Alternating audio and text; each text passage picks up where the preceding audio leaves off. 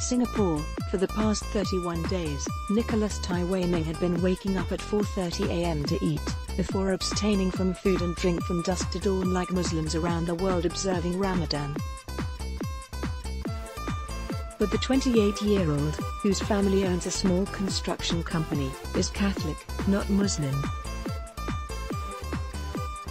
This is the second year that Mr. Tai has fasted alongside his Muslim employees during Ramadan, and his reason for doing so is simple. "This is the least I can do to relate to them," said Mr. Tai, who joined the family business in 2015 as a project manager, overseeing reconstruction of residential buildings such as bungalows and terrace houses. Bungalow in Sentosa Cove that Mr. Tai's company built. Photo: lifestyle construction. Other than Muslim workers from Bangladesh, he also enjoys working alongside men from India, Myanmar, and Thailand. Getting to know people from different cultures, he notes, indulges his inquisitive character. "I always consider it a blessing," he said. From banking to contractor work growing up, the Nanyang Technological University graduate in business and finance took scant interest in his parents' trade. The Thais started out as subcontractors in 1996 installing automated gates for clients.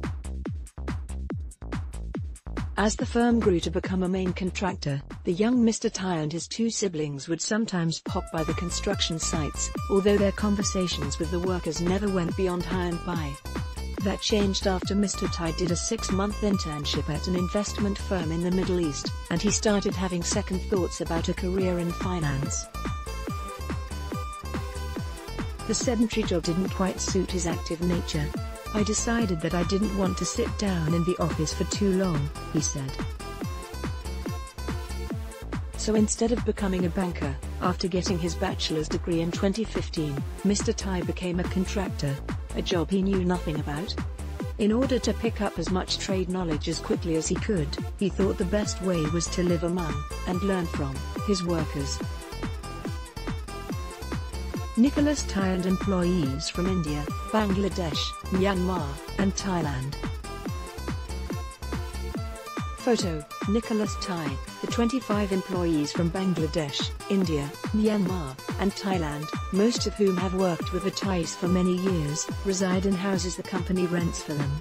Compared to living in workers' dormitories, as most migrant laborers in Singapore do, the men get more privacy and enjoy the convenience of living near MRT stations. The workers' housemate for a year, Mr. Tai was their housemate. In addition to learning about cuisines from around the world, he became more than their young towkay or boss. The men, he said, started out a bit shy. So to help break down the walls, Mr. Tai tried, among other things, to learn simple phrases in their native languages. "Have you eaten? How are you?" That kind of thing, he said. He would also hang out with them after work, bonding over beers, soccer matches and frequent barbecue sessions at East Coast Park. Company barbecue at East Coast Park. Photo: Nicholas Tai. "I just want to make them feel as comfortable as they can. And if they're happy working for us, I will also be happy," he said. Mr. Tai said that while he got his business acumen from his parents, most of the technical skills he learned from the people on the ground. In particular Gopal, one of their longest-serving site managers from India who has been with them for 9 years. Two, who are only 3 years apart in age, have become fast friends, said the young boss.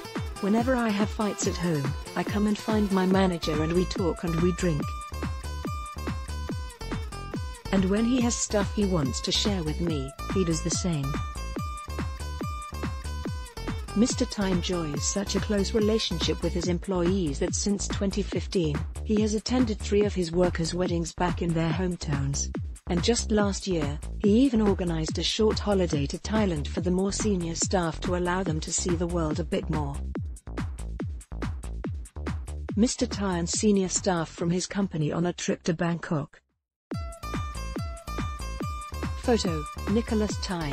The millennial approach. However, when there is work to be done, Mr. Tai said he does not let personal feelings get in the way of his duty to deliver to clients. Still, that does not mean sticking to the old-time, top-down style of management. As a millennial, Mr. Tai prefers a more open-minded and flexible approach.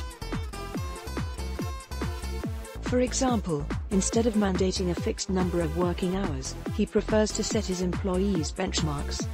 Let's say we estimate that construction takes 5.5 days.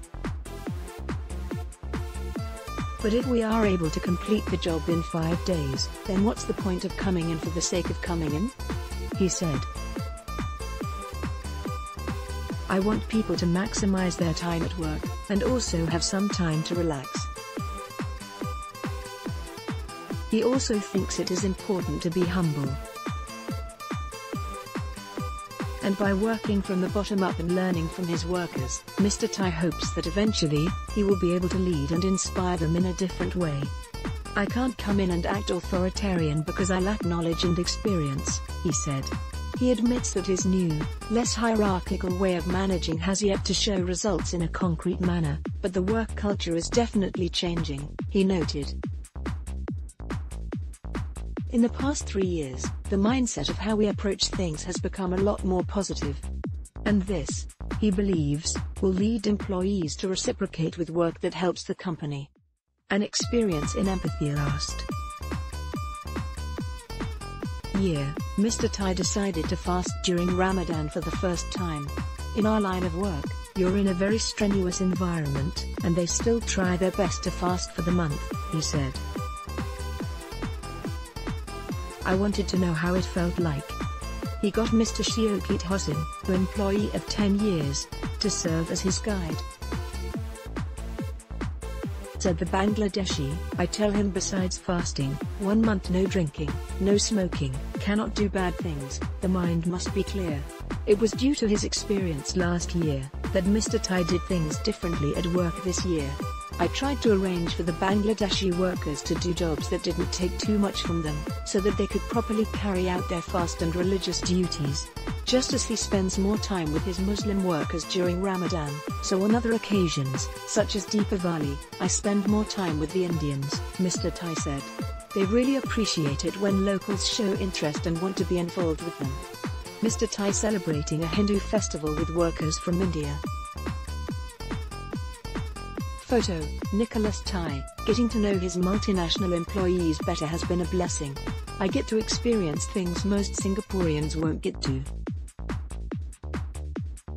Like you can go to India, but do you actually get to go to the village, meet the family, get to know why these workers are here, who they are supporting?